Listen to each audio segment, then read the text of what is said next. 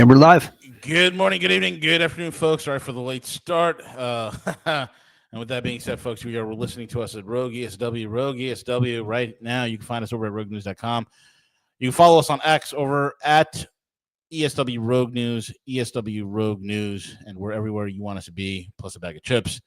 And with that being said, Cowboy, lots of things happening, brother. Lots of things happening. And I think, you know what, you gave a very good walking off the cliff lecture about where we are right now and the right headspace we should be at. You touched upon it a little bit yesterday, but I think what you said best, man, is like we're not counting our wins, and we have some wins. We have some wins, and it's not all doom and gloom, and it's not all about there's a proper, more pragmatic mindset that we need to get at. And if you want to go ahead and break that down for us, brother. Actually, you changed my mind, and I fully went into cat food investments. So, damn it, I don't know what to tell you. The world's going to end. Damn it. It's not going to be okay. I literally am hugging a case of Whiskas. Look, in reality, I get it. Everybody thought the Epstein list was the silver bullet, and the deep state was going to get brought down. I get it. You know, I'm not, what's the term? I'm not apathetic or, I get it. I understand. I wanted the bad guys to go away too, to be exposed, so on and so forth. I think that we might just want to let Andrew Tate say it to us, huh? What do you think? Yeah, I mean, we're not huge fans of, well, look, I think this is the best explanation. Just, play the tape. I think it's a. You know what? I am a Tate follower. I've shaved my head, and I can't afford a Bugatti at this point. But I went ahead and got a toy one just so I could feel like Tate. So just kidding, not true. Let me just trying to get this queued up. All right, here we go. Present. Share screen. Brave tab. Okay, so let's hear him say it. Oh, no audio. Let's try that again.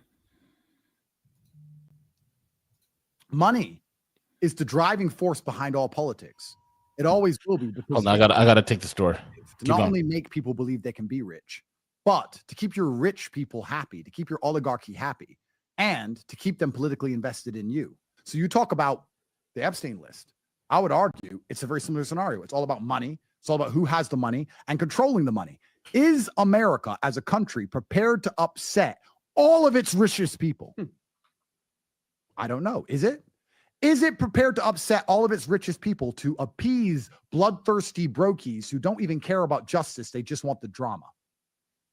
Another question, because I would argue that the murders that happen every day on the street are very interesting, but no one cares about that. MS-13 and all this shit, no one really cares about that. But this Epstein list, they really care about. They want justice, sure, but it's a drama. It's interesting. They want to find out. They're curious. And I'm asking you as a professional, you're in charge of a country. Your primary objective is to keep your oligarchy happy, to keep the wealth inside of your nation, and to make them obey you when it comes to sanctions and such other things, and to ensure that the US dollar becomes and stays the predominant currency globally. There's a bunch of bloodthirsty brokies on the internet who barely pay taxes who want to go through a list. Who are you going to prioritize? Who do you care about? I'm not saying it's fair. But anyone who believes the legal systems are fair is a dumbass anyway, because the legal system's never been fair.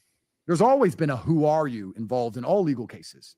So when you talk about the Epstein things, I sit and think it's all money orientated, because broke people like to think that rich people should be held accountable like broke people. And that's a great idea. But guess what? They're not. They're not. Rich people have a different capability to fight against legal cases than a broke person. They can have better lawyers. They have better media spin. They have PR. They have news outlets. I'm not talking about myself because I'm not rich like these people. These people own news networks. They can affect public sentiment, which affects a jury, which affects their case. This is the bottom line of it. At the top level, at the top echelon of fame and money, legal cases aren't even about law. They're just a circus. If they pick you up, it's only deliberately to attack your image. It's not even about law at that point, like Trump. It was only to attack his image. With me, it was to attack my image. They didn't give a shit. They got a conviction. They got a shit about keeping me in a country where I couldn't work, trying to take away all my money and slandering me every day on the news. That's all they wanted to do. So you have to analyze these things as a professional and understand you're talking about the most powerful people in the world on this list, perhaps. And you're asking, why is the list not come out? I would argue that the most powerful people in the world, if they have half a brain, are talking to Cash and Pam and saying, look, maybe this is on, maybe I'm on that list, maybe I did something bad, but also look at all the good I've done. This. You want to appease a few Twitter autists, but it's going to have this consequence, that consequence, that consequence, that consequence, that consequence. And then as a rational adult, there's rational conversations to have.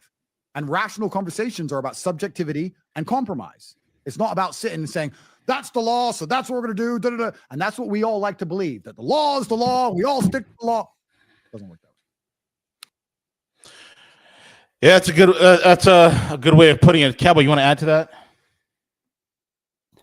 Yeah, not really. I mean, to put it simply, you're talking about an edifice, a structure that really is hundreds of years old. And we got Ian Burlingame coming on next Tuesday, and he'll be able to tell us about it. And Matthew Arrett does a really good job. Yeah. But to keep it really simple, so we can move on, I've got something I think you sent me from Marjorie Taylor Greene here. Yeah. Bring that up. And again, I'm starting a movement right now, Cowboy, to free Ghislaine Maxwell, that poor innocent woman. She's been mistreated. I want her to. She's been completely mistreated. This is all bullshit. And I think that J.P. Morgan should ask for their money back. J.P. Morgan did pay out $290 million for victim compensation for Epstein's shenanigans, and they should get their money back as well. But yeah, go ahead, man. Bring up that MGT tweet real quick. Well, sure, but I'll finish about this other business. Oh, sure.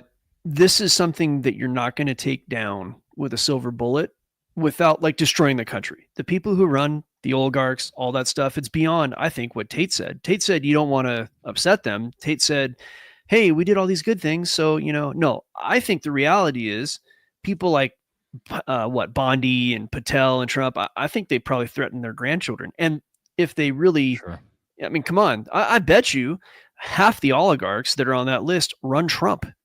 I'm sorry. It is what it is. Get over it. Move on. We have wins. We'll talk about those wins. For now, we got this one here. They brought this up. Ghislaine Maxwell's little black book to remain secret in a court deal. What do you think, V? I mean, that just shows you rules for thee, but not for me. And that's what it is. I think I think Vela said it so perfectly when he gave the analogy of Babylon 5, right? The analogy from Babylon 5 is that there are giants in the playground, and we are trying to escape from being stepped underfoot, And there's a bigger game being played here than the whims of the public. I think all of us need to realize this whole entire fight for the republic and patriotism, and it's look, all of this, we're just pawns on a chessboard, guys. And the question at this, when you want to distill it to the micro level, you want to get to you want to atomize it to the most micro level. You have to do what you can to get yourself to profit as greatly as you can from what is occurring, and get yourself out of harm's way and stay above the masses, stay above the sheeple and the cattle, because at the end of the day, we are all feeling the effects of what occurs with geopolitical decisions. Oh, for sure. Yeah. In the end, again, I think that if you want the major takedown that's going to happen over time, Rome wasn't built in a day, and nor was it taken down in a day. Right. This is something that, and here's the thing, and I said this before, and I'll say it again, all this stuff upsetting you, taking you out of the fight, that's part of the objective here. They want you out of the fight. They want you hopeless. They want you to think that, the Epstein list was the only chance we had. Hey, I guess what? Fuck you. That's stupid. There's a lot going on. There's a lot of wins going on right now. Name some of those wins, man. The way you named it during the Algo Factory session was very poignant. And if you want to, start ratcheting off just a handful of those wins, I think it is good to know. Again, you got to frame these wins, folks. Frame the wins that Cowboy is about to tell you. Frame it with a larger geopolitical mindset. I think this whole entire thing of winning back the country, and in the sense that we the people, I don't think so. I think it's which oligarchy are you going to root for? The ones that will allow us to live and prosper, or the ones that want to kill us? that's basically the choice that I see at this point, Cowboy.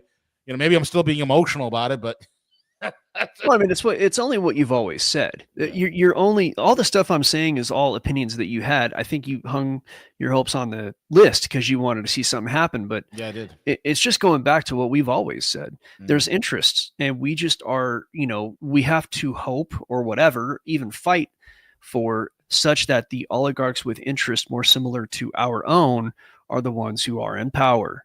Do you want Thiel or do you want Soros? And I don't even really think they're the real oligarchs. They're just the ones we're told about. They're the capos. They're the They're the buttons, right? Yeah. They're put in place. But let's just use their names because that's who we know. Yeah.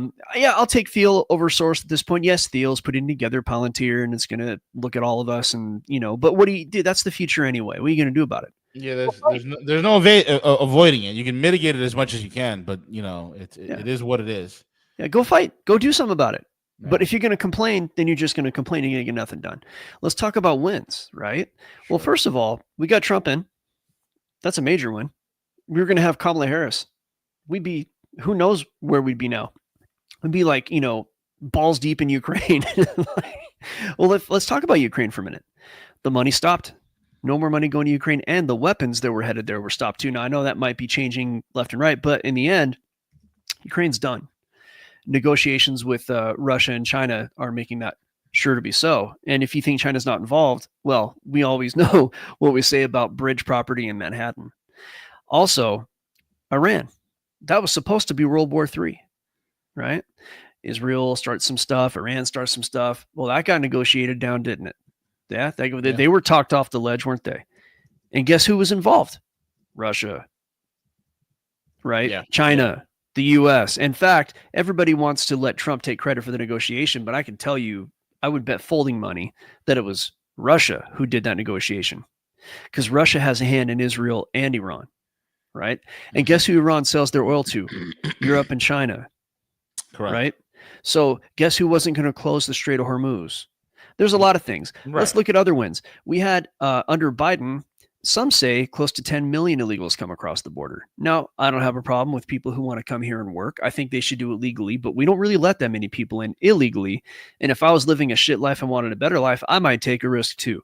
I sympathize. The reality is they're not here legally, and that's that. So let's just say that was 10 million, right? Well, some say it estimates upwards of 100 million illegals are here. Maybe it's 50, right? Well, let's just use 50 million. 1% of 50 million is 500,000. Is that correct? 1%. Yeah. So if you got 500,000 people here, that let's just say 1% of the people who come across the border have malintent. Maybe they're not even from south of the border. Maybe they're from like sub-Saharan Africa or the Middle East. And maybe they're armed and ready to do bad things. Maybe they're part of terror cells. Maybe they're brought here from who knows who to be like Antifa cells. And they're just ready to be like, activated. Okay, that ain't happening now. We got to get them out. And we even have like the news, like CBS is even saying like, hey, most people want mass deportations. They act very surprised about it. Mm-hmm.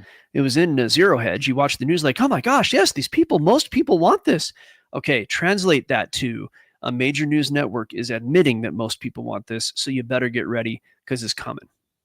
Now, yes, there are casualties. There are some people who are mistreated in the process. But guess what? That's our fault. That's your fault. Every single one of you in this audience that did not stand up and say something, the fact that we had open fucking borders, that we're the only country in the world, except for the Western European cucks, who are not allowed to exercise their right to boot people who do not belong, and who allowed that border to be open and did nothing about it. You can blame yourself for that. And if you're upset about how these people are being treated, be upset at yourself for not doing nothing about it. Now, V and I here stand in the line of fire. We come on, we do our part. We do what we can to try to give what we think is the truth to the people such that people can be mobilized. We'd like to think we had something to do with Trump being in power and taking down the narratives around COVID and the jibby jab and all that stuff. We'd like to think that. At least we're trying. If you're out there complaining because your pie in the sky list didn't get exposed, and you're complaining for more than a few days, because I get it, for a few days we all deal with our emotions. I don't give a flying fuck. I'm still dealing with my emotions, Cowboy. I'm still butthurt about the list, man. I'm getting better though. I'm turning the corner. You know what I'm emotional about, and I probably shouldn't be dropping so many bad words because I don't normally curse like that. I am mad that this took so many people out of the game. It did. You know what I can't stand? I can't stand Ben Shapiro's smug face as he's like literally crooning from the ceiling in terms of, oh yeah, look, there was no Epstein blackmail. All the lists that never happened. But yeah, it did take a lot of people out of the game, man. It took a lot of people out of the game. You know, and that's, I get why, and I empathize, but I kind of don't empathize. Get over it. Look what else we're doing. NED, USAID, exposed, right? Yeah. How many things have been exposed to the public? Now, of course, we're dealing with the public that has massive psyops on them going back 100, 200 years, especially going back since the 1960s. A lot of cognitive dissonance will not allow people to comprehend what has been done to them, and therefore it will take them longer to figure it out. I started to figure things out around 2010. Really, it was around 2001. After, whatever. My wake-up journey goes back farther than most people. You're going to have, I've had people who were asleep, and now they're asking me questions, right? So this is how things work. The truth gets revealed. People like us push it out there. 5 years later, the legacy media pushes it out there. And another year or two later, people start asking us questions. The world wakes up. Now, the question is, if the Epstein list had come out, what do you think would happen? It would be like, look, they put us. It would be cataclysmic. Now that I got off my emotional roller coaster, it would be cataclysmic. They locked us down for 2 years in our houses over the flu. What do you think they're going to do with the actual disease that they put out there? Yeah. Do you think that these people will not burn everything down to save their asses from going to jail? Name more than 2 billionaires you have ever seen in handcuffs. I dare you. And even the ones that did get in handcuffs, did they stay in handcuffs? I dare you. Name one politician in recent times. Nobody. That's at a national level. No, nobody. No, they don't do that. This is not the way things work. And the sooner you get used to that, and the sooner you realize how to fight the fight, then you'll be like I am. And like, oh, the Epstein list didn't come out. Okay, next. Get over it. Just because you asked that girl out and she said no doesn't mean you get to cry in your room.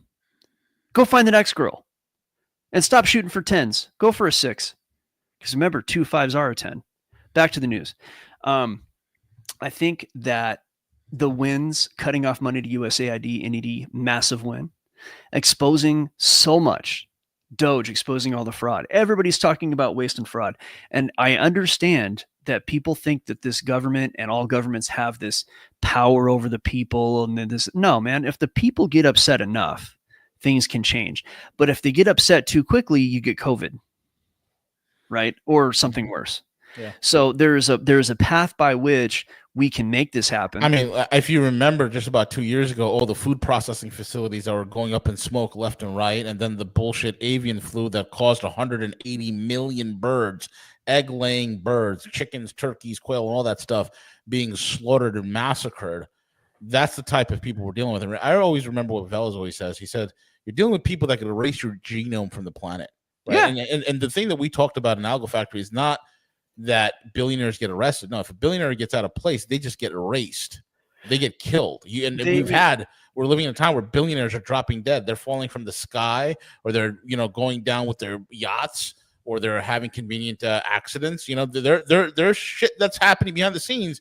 But if we're looking for some sort of a populist revolt, man, it's not happening. And I think we need to admit what the hell we really are. This whole democracy for the people, by the people, it's only surface level. I think at the larger, more rudimentary aspects of this whole machinery, what we're looking at is basically 2 types of oligarchy. And we need to push for which oligarchy is going to work best for us versus which ones is not. And at the end of the day, it's control. And you could have the communist level of control, or you could have the how would I put it, a covert way of control, where you don't feel the pressure until you do something wrong. Then it's on you like white on rice. Yeah, like in China. Correct. Speaking of white on rice. Yeah. Yeah, I mean, look, and you get all the spurgs out there. They go, China's communist. Shut the fuck up. You know what Shut you're up, talking man. China's about as communist as I am. I'm trying to find this. I'm not communist at all. Yeah, no, that's what I'm saying. They're about as communist. Yeah, I mean, I'd argue that. I mean, our taxes, I think, are higher than China, aren't they? It is. I think it's easier to do business there from everything we're hearing from. I got friends over there. You got friends over there. Yep. I can't pay them to move back, man. And they're Westerners. I can't pay them to move back. I'm looking for a post, and I wasn't planning on talking about this, but actually, where the heck, dude, bugging the shit out of me. This woman was talking about how you know what? Maybe it came from Velas. Did it come from? Long story short, egg yolk apparently fights COVID. Yeah, was that in our chat yesterday? Yes, it was. I got it. I got it here. There Let's just watch. Let's let this person quick. tell it. Let me put it up on the screen. Because you were just talking about the food factories burning down. Yeah.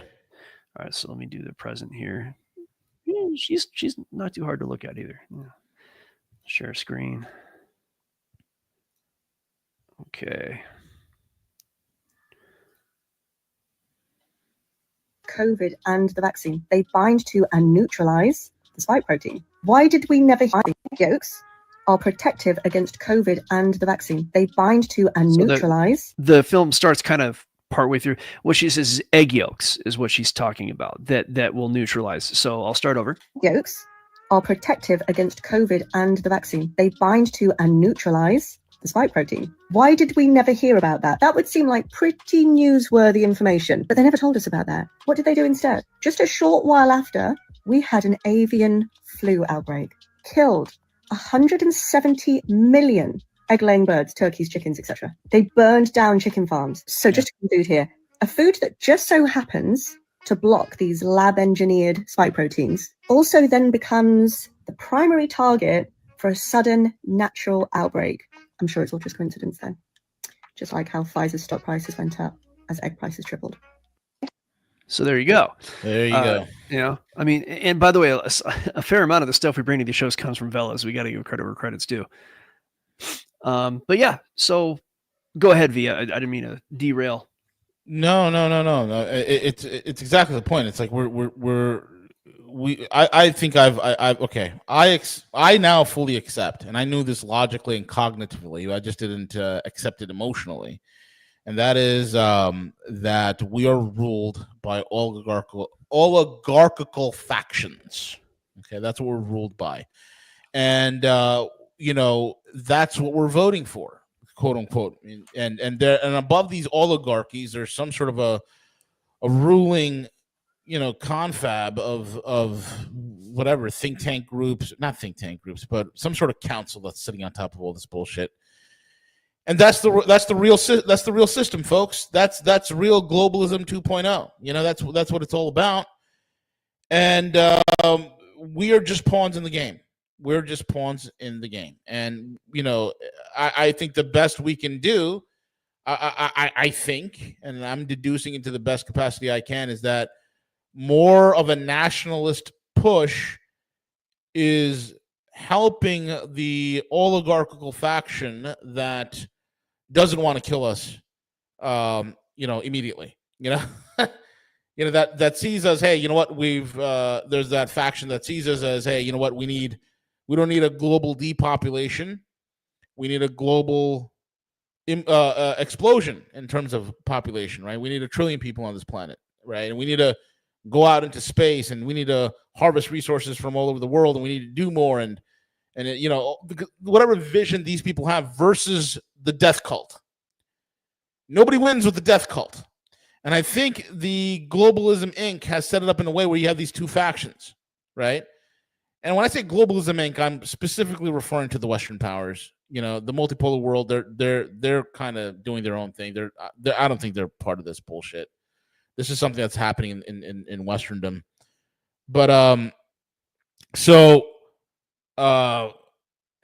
you got a choice. You got the death cult, and you got the pro-human side, the humanist cult. And what occurs is we're all in the middle.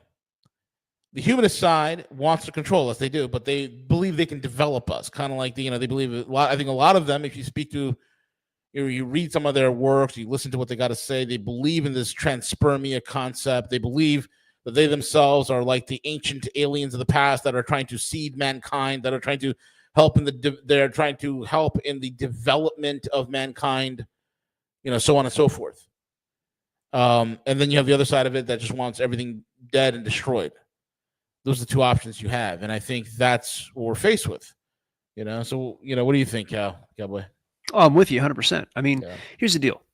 So I used to surf. I don't live near water anymore, and I stopped surfing a while ago. But you don't wait for the perfect wave, because you'll never surf. No. Right? You just surf the waves that work. You don't fight the ocean. Right? We don't run the game. You just look for surfable waves and you take them. And I think that my pragmatism comes from being a trader, because you take some, you win some, you lose some, you win more than you don't. And you have to go with the market. You're not going to control the market. No. Even the most rich people in the world are going to have a hard time working against 10 other people like them to control the market, or 100 others.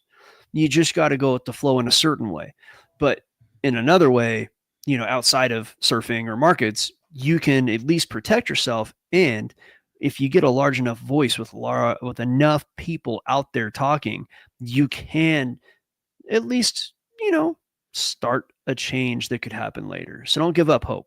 That's what they want. They want you pissed off, giving up, not tuning in, not spreading the word. That's what they want. I think you had some stuff about what do you call them? The tariff letters. Yeah, absolutely, man. I got some things here that from my buddies that over here, Zero Hedge. The big. Wait a minute, this is not it. I have the wrong. Is it Taco Tuesday? It's Taco Tuesday. I got it up ready if you want to. Yeah, bring it up, man. I think tariff letters. You might have been looking at this. Yeah.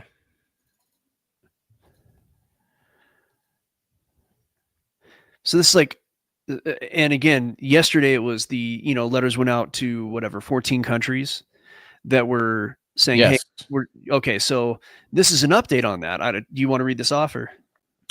Yeah, U.S. Equity futures rise as Trump leaves the door open for more discussions despite 14 tariff letters sent yesterday and the extension of the deadline to August 1st, which is not 100% firm, quote unquote.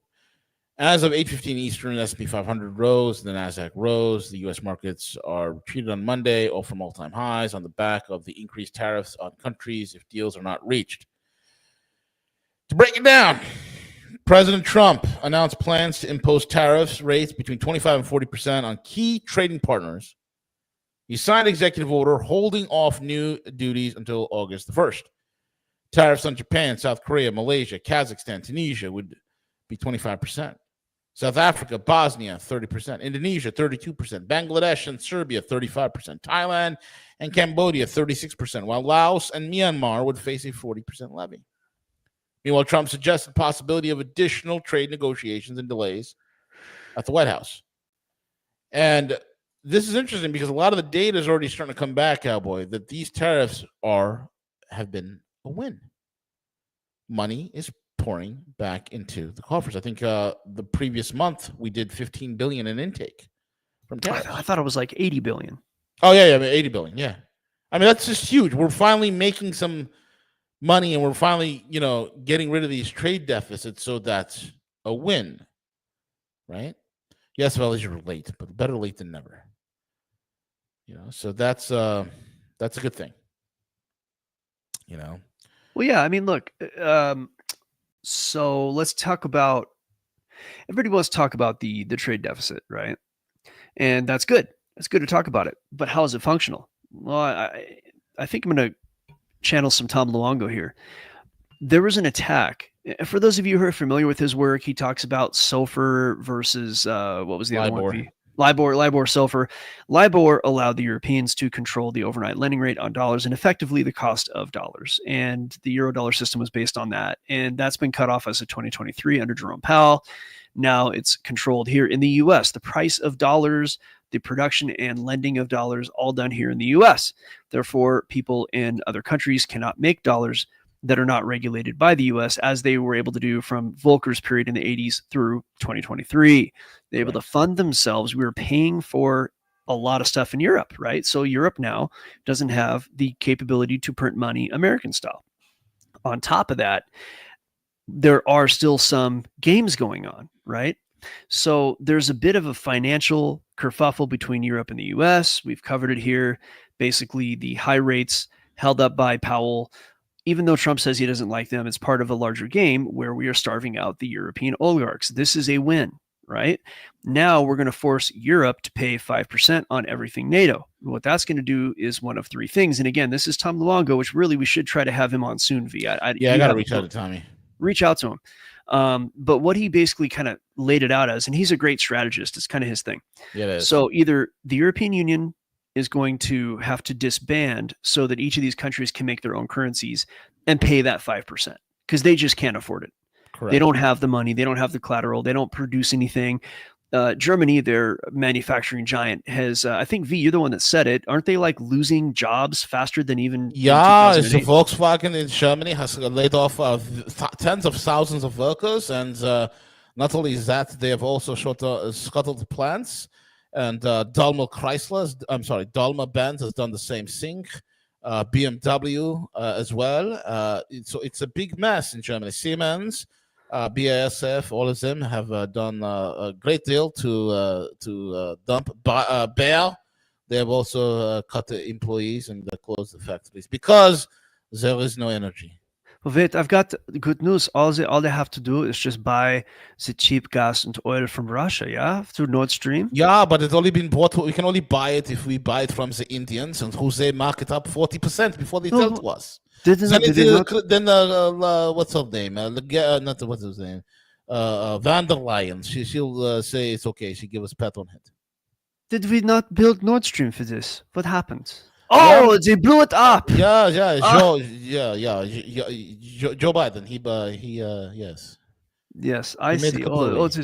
I thought it was Ukraine. We're not believing this story anymore, huh? Yes. We are, as Gulag would say, we are grabbing the ankles. Ah, yes. Yeah, meet no lube. So basically, Europe's falling apart. They don't have the economy to fund what they need to fund to even stay alive. So what did they do? Well, they wanted to attack the sulfur curve, apparently. And this is all Tom, and let him say it. But to make it like kind of a summary, they were leveraging Canadian money printing to fund Europe. And in order to print money, I know everybody says it's not backed. It's not backed. Nothing's backed. Okay, well, actually, it is to a certain way backed. It's still kind of BS. But whenever you print money, you have to have some form of collateral that you can point to. Whether or not it's real is another story, but you can't just print blind money. Well, Canada was printing money. They were printing US dollars at a preferred rate. And they were doing it to the tune of the trade deficit. So if the trade deficit was 20 billion monthly, then they could print 20 billion in US debt monthly at rates preferable to ours, and then undercut us in the market, and then simply sell that over to Europe so Europe could be funded.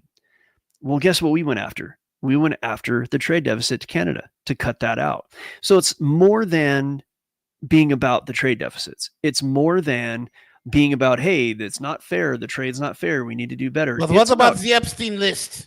Yeah, it's not about, so this is about defunding those who would destroy us over time, right? So these are the kind of wins that we're talking about. Absolutely. Yeah. And look, guys, I'm still emotionally butthurt about it. You know, I'm a Cancer. I'm supposed to be emotional. And the Cowboy being the logical Virgo, along with Velas, another logical Virgo. You know, they understand the game. I get it.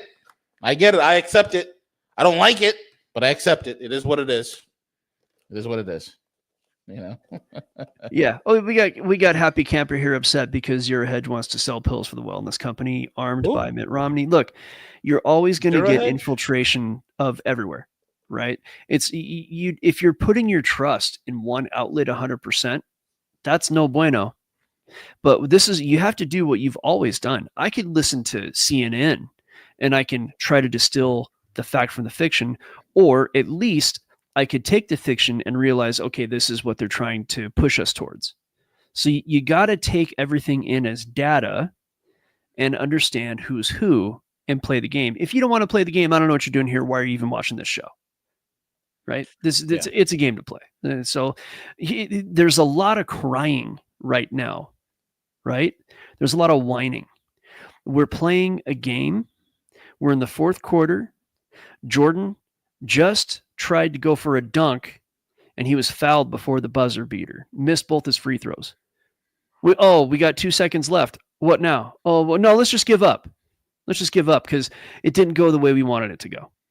The silver bullet Jordan dunk didn't happen, so let's throw in the towel.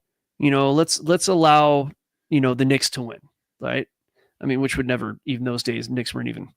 The point is that, do you want to give up or do you want to go for like some kind of a special play? Do you want to try to win? Do you want to cry? Do you want them to play to your weakness? Is that what you want? I know that's not what V wants. Is that what you want, V? You look, man. I already told you this morning. I am for a good cry. So I've went on, this website where you can, request people to come to your house so you can just hug them and cry. But I'm over it though. I'm over the crying. No, I don't want to cry. I want to look. It's the long-term game of what we can play. This whole thing. I think, like we said, man, it's like we have to abandon the whole, that these people have our interests at heart. They don't have our interests at all at heart. They're trying to protect the system. It's a system. It's a car. It's an airplane, right? So it's an airplane that's flying, and it's kind of, the wings are kind of broken. There's a hydraulic failure, and we have two competing pilots. One group of pilots and air crew want to take the plane and ram it into a mountain and kill all of us. The other ones are trying to keep the bird afloat as long as possible, maybe land us in a rice paddy. What do you want to do?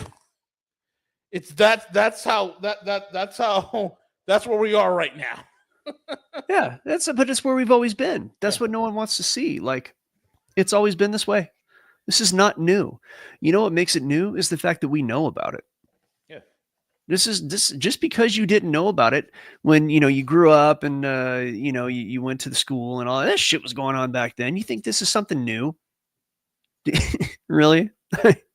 Time to like wake up, everybody. This is the world. It's always been the world. In fact, it was a lot worse before. I think it's better now. We at least have a way to, hear about what's going on. And if you don't like it, then tune out. What are you doing here? Antifa terror cells. You had something about that. Yeah, which is pretty interesting, right? I mean, this is from Andy No, right? He said 10 heavily armed Antifa-associated far-left extremists have been federally charged for the attempted murder of federal officers after they allegedly carried out an attack on an ICE facility on the 4th of July in Alvarado, Texas, to lure police and shoot them dead. Luring law enforcement, luring out officials, and then shooting them dead. Where have we seen this before, Cowboy? Northern Idaho. Correct. Makes you think, right? Makes you think, doesn't it? And again, these guys, these Antifa, Pantifa, whatever you want to call them, these guys are part of a larger, they're part of the whole death cult aspect of this whole entire thing, And how many of them do you think made their way across the border without us knowing about it? I don't even. God, it could be tens of thousands, brother. It could be. We don't know who's here. We have no idea. No. So I had a buddy of mine who he's happy that he said he's of two minds. He doesn't like to see people slammed up against cars and arrested, and a lot of them maybe not bad people, talking about like immigration and mass deportations. But guess what? How is she going to get these people out or deal with them? Do you really want to have the Epstein list come out and all those people, even if it's only 10,000 of them activated? Every major city's got explosions going off. No, we need time. We need time to find these people. We need to lock down our borders, and we got 3 years to do it. Because what happens after Trump, I don't know. That's the whole thing. We have limited time. And there's a lot of work to do, and I'm hoping, because none of us are doing it. I'm hoping that the faction that wants to keep this bird afloat as long as possible, does what it can to separate itself from or eliminate the death cult. And I think it's being done. I think what you mentioned earlier with what Tom Longo said in terms of the Eurodollar deal, I don't think people realize how big that is. The whole LIBOR scandal linked up 800 trillion of global wealth. 800 trillion with a T of global wealth was tied up with LIBOR, and now we're off that system. There's been a lot of kicks to the nuts. You can't pay the news agencies billions and billions of years to lie when you don't have billions and billions a year. Yeah. That's how it works. Yep. The game that these, and really Brilliant Game's gonna do this for us next week, but the game that they play is the long game. And if you come at them forward, they make you look bad, right? If you come at them straight, they put you in the gulag and scare everybody else. Yep. You got to fight fire with fire. You need to come at them the way they've come at us. You need to do that. And the problem is that they've had time to implant a lot of stuff. This has been going on hundreds and hundreds of years. There's and I don't know if I want to end it on this, but Velas, I think it was Velas. He talks about some ancient religion or something. It's like a sect of Sufis or something. Sure. I don't know the terms, but long story short, there's a fire they keep lit and the fire's been lit for thousands of years, right? We need to be that. Yeah. We need to continue this because this is where they get you. It isn't all of the actions. It isn't all of the death. They have to kill the idea of freedom, right? Nothing happens without the concept. They have to kill the idea that we can say what we want to say, freedom of speech, all that stuff, right? And this business of the Epstein list, that's part of that. Yeah. I've seen people in the last few days just acting like Democrats, just screaming at the top of their lungs. Yeah, I remember when Trump launched missiles on Syria. He bombed some abandoned airfield. And all these people were up in arms. He said he didn't want war and he launched missiles. And they were crying and Trump was the bad guy now. And stop your knee-jerk bullshit. Stop the knee-jerk bullshit. I just want to be butthurt. Is it okay if I can just be butthurt for a little while? Yeah, well, okay. Yeah. It's okay. That's like every Friday night for you. Oh, not that kind of. Hey. I'm sorry. But hang back with the knee-jerk. Also, you need to let 48 hours go by before you think too hard about anything. Yeah. Right? The 48-hour rule, especially when it comes to war. So just, hang back, let the information, you can't do jack squat about it anyway, right?